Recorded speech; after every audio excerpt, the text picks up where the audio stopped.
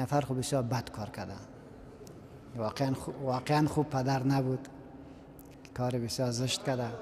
نه این دلیل شده نمیتونه. فرزند جگرگوشه ما شماست، را باید زیاد دوست داشته باشیم. الله نعمت را عطا کرده است. فرزند خب مال نیست، انسان مال نیست که برگز بخششش کنی. صحیح شد نه؟ انسان مال نیست. از این خاطر اسلام سخت مخالفت میکنه به ادعوهم لآبائهم هو اقرب للتقوى. شما فرزندا را به نام پدرش بخوانی. اجازه ندارین که یک کس بره پیش خدا به کس بخشش بکنی. کار ناروا کرده، کار زشت کرده، کار خلاف شرع کرده. دیگه دلسوزی ملسوزی نیست.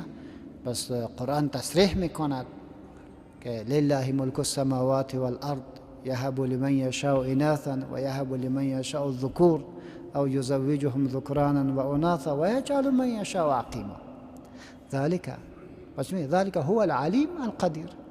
خدای ذاتی است که به یک تعداد دختر میده، یک تعداد بچه میده، یک تعداد دختر و دختر میده، یک تعداد عقیم میکنه. میگه خدا میداند و علم خدا امیر برات لازم بیده دمی خیرت است. پس ما مخالفت نباید بکنیم. کار بسیار زشت است، کار خوبی نیست.